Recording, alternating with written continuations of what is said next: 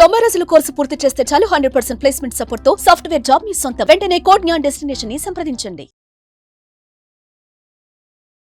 నమస్తే యోగేందర్ గారు. నమస్తే మ్యామ్. సరే, చాలామంది నేను తప్పు చేస్తున్నాను, నాకు తెలుసు, హ్యాబిట్ మార్చుకోలేకపోతున్నాను. అది ఎటువంటిదైనా కావచ్చు, అడిక్షన్ కావచ్చు, సిగరెట్ కావచ్చు, అండ్ తర్వాత ఆల్కహాల్ కావచ్చు, అండ్ ఇంకా ఎక్స్టెండ్ అంటే పార్న్ కావచ్చు, ఇంకా అమ్మాయిలు కావచ్చు. ఇలా తెలుసు కానీ మానుకోలేకపోతున్నాము. అఫైర్స్ కూడా.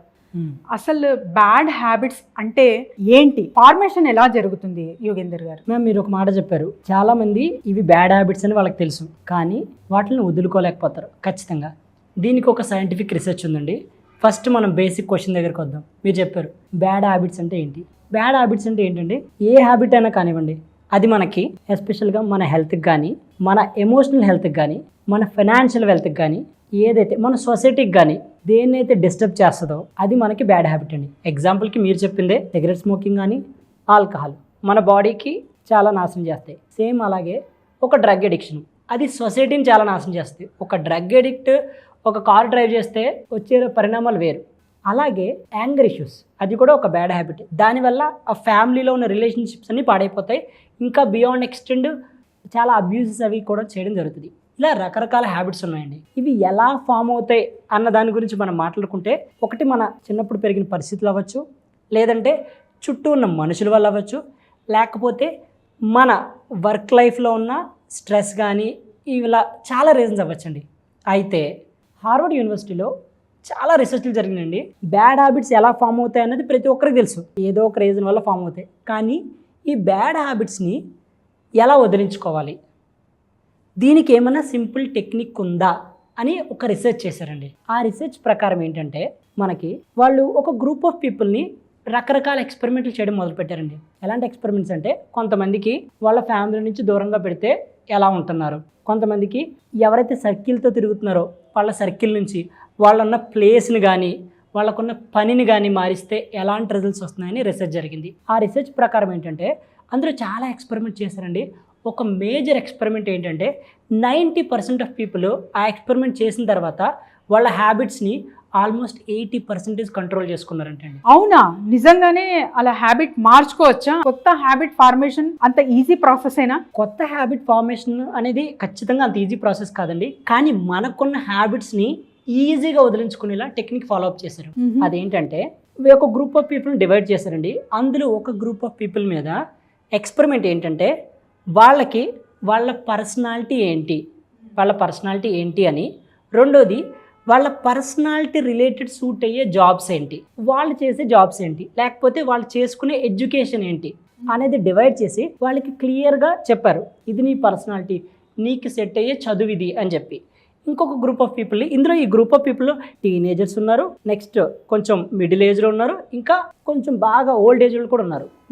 సేమ్ రెండు గ్రూపుల్లో. ఈ గ్రూపుల్లో అయితే ఈ ఎక్స్పెరిమెంట్ తర్వాత ఎవరికైతే పర్సనాలిటీ గురించి, వాళ్ళ పనుల గురించి చెప్పారో వాళ్ళు 80% ఆఫ్ వాళ్ళ హ్యాబిట్స్ని, ఎస్పెషల్గా బ్యాడ్ హ్యాబిట్స్ ఏవైతే ఉన్నాయో, ఐదర్ వాళ్ళు స్మోకింగ్ కానీ, ఆల్కహాల్ కానీ, పార్న్ అడిక్షన్ కానీ, బెట్టింగ్ కానీ, ఓవర్ యాంగ్జైటీ డిజార్డర్ కానీ, నెక్స్ట్ ఓవర్ యాంగ్రీ ఇష్యూస్ కానీ, అన్నీ కూడా వాళ్ళు కంట్రోల్ చేసుకున్నారు. సో ఎలా తెలుసుకున్నారు యోగేందర్ గారు? అంటే పర్సనాలిటీస్ అంటున్నారు మీరు. సో వీళ్ళ పర్సనాలిటీ ఇది అని ఎలా తెలుసుకున్నారు? మేము మనకి ఫారెన్ కంట్రీస్లో ఎప్పుడు కూడా రీసెర్చ్లు జరుగుతాయి మేడం. వాళ్ళు ఏంటంటే పర్సనాలిటీస్ అంటే ఏంటి, డిఫరెంట్ టైప్స్ ఆఫ్ పర్సనాలిటీస్ అంటే ఏంటని చాలా పర్సనాలిటీ థియరీస్ కనిపెట్టారండి. అందులో రైజాక్ మోడల్ ఉంది, MBTI మోడల్ ఉంది, చాలా మోడల్స్ ఉన్నాయి. మనం సింప్లిఫైడ్గా చేసుకుంటే దాన్ని ఎలా అంటే, పర్సనాలిటీ అంటే ఏంటండి, మన చిన్నప్పటి నుంచి మనకు చుట్టూ ఉన్న పరిస్థితుల వల్ల కానీ, మనం చదువుకున్న ఎడ్యుకేషన్ వల్ల కానీ, మన ఫ్రెండ్స్ వల్ల కానీ, ఫ్యామిలీస్ వల్ల కానీ మనకి ఒక ఆలోచనలు, ఆ ఆలోచన నుంచి ఒక పనులు చేయడం, దాని నుంచి ఒక క్యారెక్టర్, ఆ క్యారెక్టర్ నుంచి మీకు కొన్ని పనులు అంటే కంప్లీట్గా ఇష్టం ఉండవు, కొన్ని పనులు చాలా ఇష్టం ఉంటాయి, కొన్ని ఏంటంటే ఒక మిడిల్ ఒపీనియన్ ఉంటుంది, నాకు ఇష్టం లేదు ఫోర్స్ఫుల్గా చేస్తానని. ఒక టైప్ ఆఫ్ నేచర్ మీకు క్రియేట్ అవుతుంది, అది మన పర్సనాలిటీ. మేజర్ 6 పర్సనాలిటీస్ ఉన్నాయండి. అవి ఏంటంటే, రియలిస్టిక్ పర్సనాలిటీస్ ఏంటంటేనండి, వాళ్ళు ఎప్పుడు కూడా రియల్ టైం నేచర్లో వర్క్ చేయడానికి ఇష్టపడతారు. మీకు ఎగ్జాంపుల్కి చెప్పాలంటే, ఒక మెకానికల్ జాబులు కానీ, సివిల్ ఇంజనీరింగ్ జాబులు కానీ, లేకపోతే అగ్రికల్చర్ జాబులు కానీ. నెక్స్ట్ ఇంటలెక్చువల్ పర్సనాలిటీస్ అండి. ఈ పర్సనాలిటీస్ ఏంటంటేనండి, వాళ్ళ లైఫ్లో కూడా వాళ్ళు ఎప్పుడు కూడా ఫిజికల్గా ఎక్కువ ఇంట్రెస్ట్ చూపించరు. వాళ్ళు ఏంటంటే సింపుల్గా కూర్చుని ఎక్కువగా థింకింగ్ చేసి రీసెర్చ్ చేసి జాబులు చేస్తారు.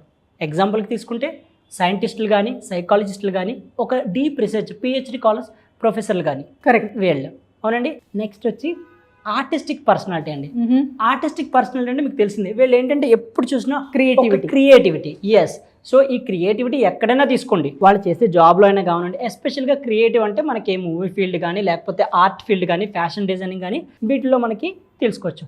Next important personality social personality అండి. ఈ పర్సనాలిటీ వాళ్ళు ఏంటంటే ఎప్పుడు కూడా జనాలతో మింగిల్ అవ్వడం, ఇలాంటి ఎన్వైరన్మెంట్ని ఇష్టపడతారు.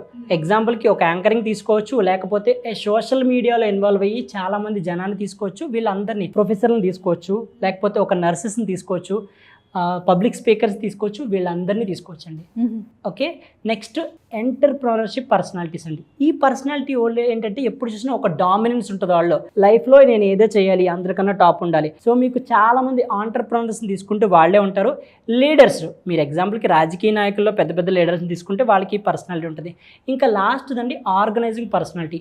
ఈ పర్సనాలిటీ వాళ్ళు ఏంటంటే అందరినీ కోఆర్డినేట్ చేసి ఒక ఫ్లోలో ఒక పని అయ్యేలా చేస్తారు. ఇది ఒక పర్సనాలిటీ. ఇక్కడ మీరు అర్థం చేసుకుంటే ఈ పర్సనాలిటీని బట్టి మన లైఫ్లో మన ఎడ్యుకేషన్ కానీ మన జాబ్స్ని కానీ సెలెక్ట్ చేసుకోవాలి. ఎగ్జాంపుల్కి చెప్పాలంటే మీరు మీ ఎడ్యుకేషన్ ఏంటండి? Accounts background. సో మీరు చేసిన అకౌంట్స్ బ్యాక్గ్రౌండ్, కానీ మీరు ఈరోజు యాంకరింగ్ ఫీల్డ్లో ఉన్నారు. ఎందుకంటే మీరు చదివిన ఎడ్యుకేషన్ ఏదైనా కానివ్వండి, మీ లైఫ్లో ప్రతి ఒక్కరి లైఫ్లో మనల్ని నడిపించేది మన పర్సనాలిటీ టైప్ అండి. మీరు ఇప్పుడు సోషల్ పర్సనాలిటీ, అందుకే మీరు అకౌంట్స్ బ్యాక్గ్రౌండ్లో ఆర్గనైజింగ్ బిహేవియర్ పర్సనాలిటీ చదివినా కూడా ఈ ఫీల్డ్కి వచ్చారు. నేను చదివింది ఎలక్ట్రికల్ ఇంజనీరింగ్ అండి, బట్ స్టిల్ నేనున్నది హెచ్ఆర్ ఫీల్డ్లో, సేమ్ టైం పబ్లిక్ కమ్యూనికేషన్స్ ఫీల్డ్లో. దీనికి రీజన్స్ ఏంటండి? మన పర్సనాలిటీస్ సోషల్ పర్సనాలిటీస్. ఒక సోషల్ పర్సనాలిటీ పీపుల్ని తీసుకెళ్ళి ఒక డెస్క్ జాబులు, సిస్టమ్ మీద కూర్చునే జాబులు చేపిస్తే వాళ్ళకి ఆటోమేటిక్గా ప్రాబ్లం ఏమవుతుందంటేనండి, అలా చేసే జాబ్ నచ్చదు. ఆ చేసే జాబ్ నచ్చకపోవడం వల్ల స్ట్రెస్, యాంగ్జైటీ స్టార్ట్ అవుతుంది. ఎప్పుడైతే స్ట్రెస్ అండ్ యాంగ్జైటీ స్టార్ట్ అవుతుందో దాన్ని అవాయిడ్ చేసుకోవడానికి, దాన్ని తగ్గించుకోవడానికి అడిక్షన్ సైడ్ మూవ్ అవుతారండి. ఎగ్జాంపుల్కి నార్మల్గా ఉన్నవాళ్ళు చూసుకుంటే పాసిబిలిటీని బట్టి, ఇప్పుడు మేల్ ఉన్నారనుకోండి, వాళ్ళకి స్ట్రెస్ అండ్ యాంగ్జైటీ వస్తే సింపుల్గా స్మోకింగ్ అలవాటు చేసుకుంటారు, లేకపోతే డ్రింకింగ్ అలవాటు చేసుకుంటారు. ఇంకా బియాండ్ వెళ్తే పార్న్ అడిక్షన్, అంతకన్నా బియాండ్ వెళ్తే డ్రగ్ అడిక్షన్ ఉంటుంది. అదే ఫీమేల్ పర్సనాలిటీస్ ఉన్నారనుకోండి, వాళ్ళ పరిస్థితులను బట్టి over eating habit, over shopping habit, ఇలా ఏదో ఒక బ్యాడ్ హ్యాబిట్స్ని అలవాటు చేసుకుంటారు. మీరు ఇక్కడ అబ్జర్వ్ చేయాల్సింది ఏంటంటే పర్సనాలిటీకి రిలేటెడ్ మనము మన ఎడ్యుకేషన్ కానీ జాబ్ కానీ ఉంటుందా అని చెక్ చేసుకోవాలి. టీనేజర్స్ విషయంలో పేరెంట్స్ ఎక్కువ కేర్ తీసుకోవాల్సింది ఏంటంటే, చాలామంది టీనేజర్స్ పేరెంట్స్ చెప్పిన మాట వినరండి. సో వాళ్ళు ఏంటంటే ఎప్పుడు కూడా ఏదో ఒక అడిక్షన్లోకి వెళ్ళిపోవడానికి ట్రై చేస్తారు. ఇక్కడ పేరెంటింగ్ ఎక్కడ ఫెయిల్ అవుతుందంటే, వాళ్ళకి కావాల్సినవి ఇస్తున్నాం కదా, బట్ స్టిల్ ఎందుకు ఇలా తయారవుతున్నారని అనుకుంటారు. కానీ ఇక్కడ మీరు అర్థం చేస్తుంది ఏంటంటే, వాళ్ళ పర్సనాలిటీకి రిలేటెడ్ ఎడ్యుకేషన్ ఎలాగో లేదు. మన ఇండియన్ ఎడ్యుకేషన్లో కానీ ఎక్కడ ఎడ్యుకేషన్లో చూసుకున్నా మన ఇండియాలో పర్సనాలిటీ బేస్డ్ ఎడ్యుకేషన్ అనేది ఎక్కడా లేదండి. కరెక్ట్. అది మీకు తెలుసు, నాకు తెలుసు. ఇప్పుడు ఎగ్జాంపుల్కి ఒక 10th క్లాస్లో అన్ని సబ్జెక్టులు ఉంటే మీరు మ్యాథ్స్ మీకు ఇష్టం లేదు, మ్యాథ్స్ మీరు ఫెయిల్ అయితే మీరు ఓవరాల్గా ఫెయిల్ అయినట్టే ఖచ్చితంగా. సైన్స్ మీకు ఇష్టం లేదు, కానీ సైన్స్లో ఫెయిల్ అయితే మీరు ఓవరాల్గా ఫెయిల్ అయితే.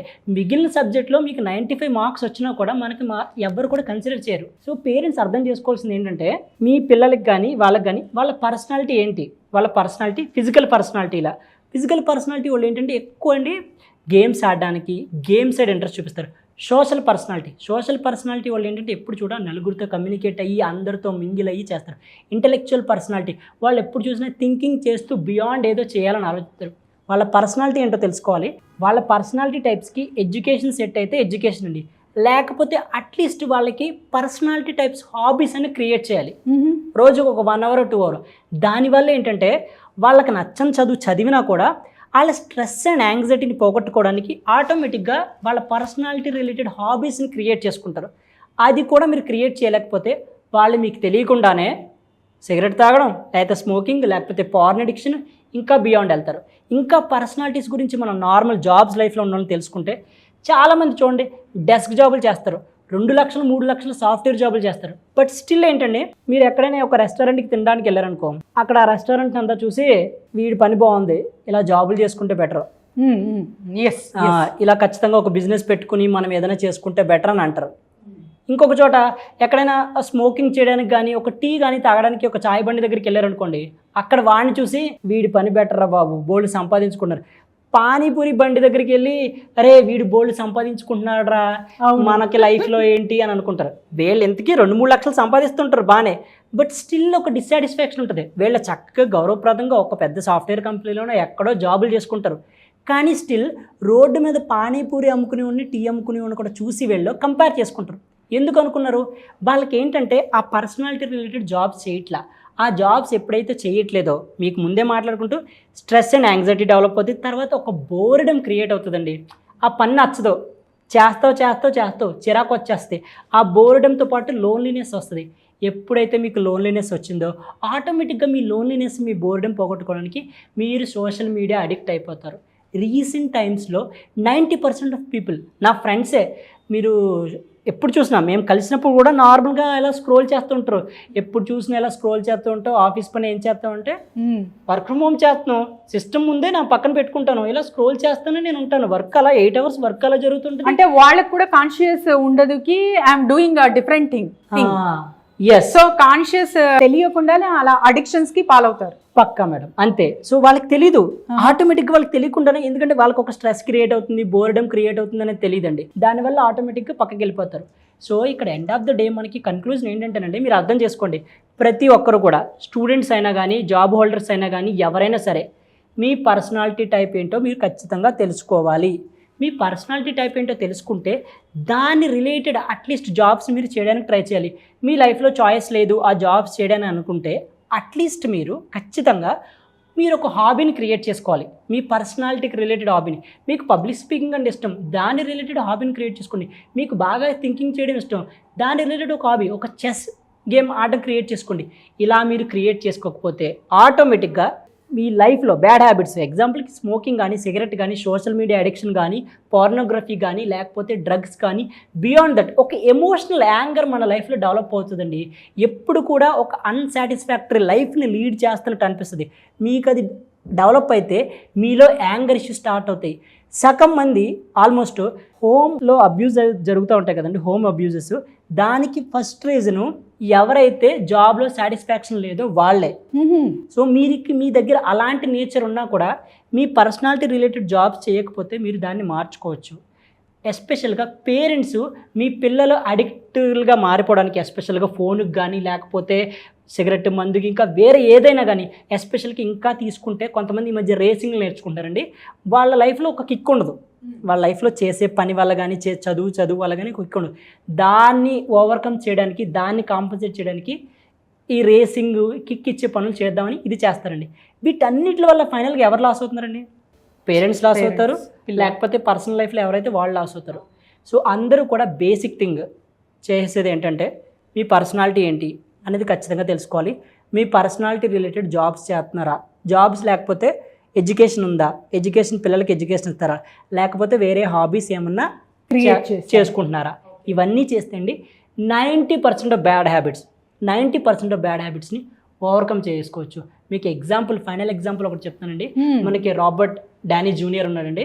సో మనకి ఆల్మోస్ట్ సూపర్ హీరో అంటే ఫస్ట్ ఐరన్ మ్యాన్ అని చెప్తారు. ఆయనకున్న ఫేమ్ ఎవ్వరికి లేదు మూవీ ఇండస్ట్రీలో. హాలీవుడ్ నుంచి బాలీవుడ్ ఎక్కడి వరకు ఆయనకి చాలా ఫేమస్ ఉంది. Hollywood actor. ఆయన డ్రగ్ ఎడిక్ట్, ఆయన జైలుకు కూడా వెళ్ళాడు.